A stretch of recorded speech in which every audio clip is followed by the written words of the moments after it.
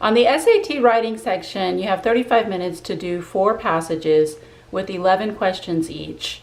The amount of time you spend per question doesn't matter. What matters is the amount of time you spend per passage. That's about 9 minutes per passage, so if you hit 9 minutes, then just drop it and move on to the next passage. You can always return to unanswered questions. However, you want to answer every question because you're not penalized for guessing as you were on the old SAT. The SAT writing section tests you on your ability to write without actually having you write anything. Specifically, it tests you on your ability to revise writing, which I hope you do because revision is an important part of the writing process. Even the best writers know that they can write badly at times. I am a professional published writer and I've thrown out thousands of pages of my own work. So good writing entails the ability to let go.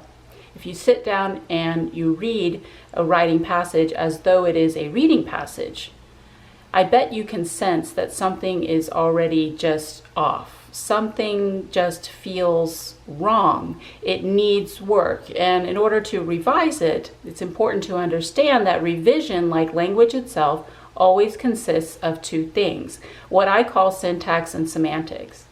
Syntax is just the structure of the language. A synonym for syntax is mechanics, which itself consists of 4 things: grammar, punctuation, spelling, and capitalization. Semantics, on the other hand, literally comes from the word for meaning. And here is where language is different from math. Both language and math have structure, but math has no meaning because numbers have no meaning. Language always has structure and meaning, syntax and semantics at the same time. They always go together. You can't have one without the other. So language is always asking you to multitask. So the SAT writing section is asking you to revise by paying attention to both syntax and semantics. And syntax questions and semantics questions on the SAT are pretty evenly divided, 50-50. That means 50% of your writing questions are related to semantics, which is related to the meaning of the entire passage. In short, the writing section is a reading section. And if you're not satisfied with your score on the writing section, that's because you're not reading it. You're probably jumping from blank to blank, from underlined part to underlined part. That's okay for syntax questions, but that won't help you with the semantics questions. One strategy I like to try with my clients is to sit down and just read the whole passage without even looking at the questions. At the very least, you should read paragraph by paragraph. Read a paragraph, answer the questions for that paragraph, and so on, so that by the end of the passage, you have read the entire passage. Let's talk about syntax questions. Syntax questions are understandably easier than semantics questions because syntax is like math. There are rules. Syntax, again, is grammar, punctuation, spelling, and capitalization. However, you'll never be tested on capitalization. When it comes to grammar, you will be tested on what I have identified are 13 common errors: adjective versus adverb, comparison, diction, fragment, misplaced modifier, dangling participle, parallelism, passive voice, pronoun, run-on, subject-verb agreement, transition, verb tense, and wordiness. I have information along with exercises on all of those errors on my website, and if you'd like separate videos on those, please let me know. When it comes to punctuation, you will be tested on the big 3. What's the most difficult punctuation mark in English? If you said the period, that would be incorrect. The period is relatively easy to use. The most difficult punctuation mark is the comma, followed by the semicolon and the colon. I have information on those punctuation marks on my website as well. Additionally, the SAT likes to test you on this horrible thing that only the SAT calls the dash, which I don't consider a punctuation mark in the English language, but whatever. And when it comes to spelling, you will be tested on commonly confused words, for example, it's and its, your and your, there, etc. Semantics questions ask you to do one of 4 things: insert, delete, move, and reword. You might insert something new, delete something, move stuff around, a sentence or an entire paragraph, and by reword, I'm talking about vocab questions. When you insert, delete, and move, you want to pay attention to transitions, especially the demonstrative pronouns.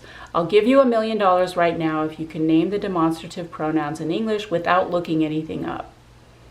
There are only 4 of them: this, that, these, and those.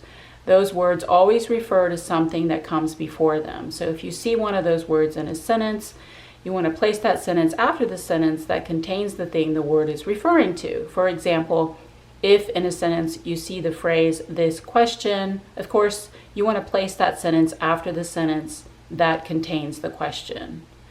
Also, when revising, be careful about disruption. You don't want to break up or split 2 sentences that need to go together.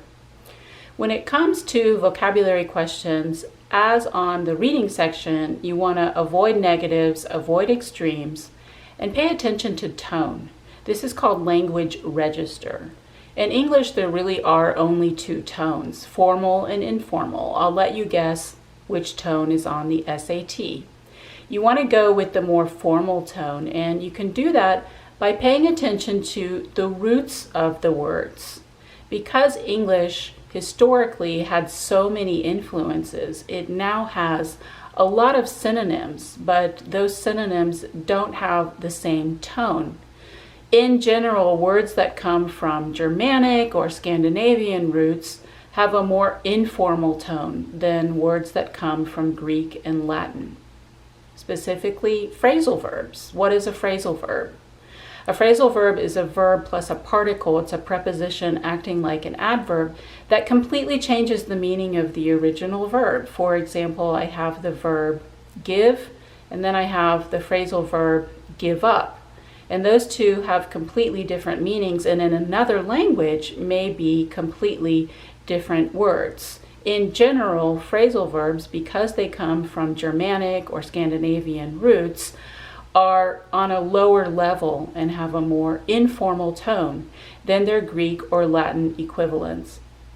So that's an introduction to the SAT writing section. In addition to actually reading the passage, it's helpful to identify the question types as you work through the passage so you know what the question is asking you to do. Is it syntax or semantics? If it's syntax, is it grammar, punctuation, or spelling? If it's grammar, what type of error is it? Is it subject-verb agreement? Is it misplaced modifier? Is it parallelism? And if it's semantics, is it asking you to insert, delete, move, or reword? For more information, please visit my website. The information is in the description. And for a private lesson with me, please also visit my website. That information too is in the description. I've worked online with people from all over the world, and I'd love to work with you. Take care.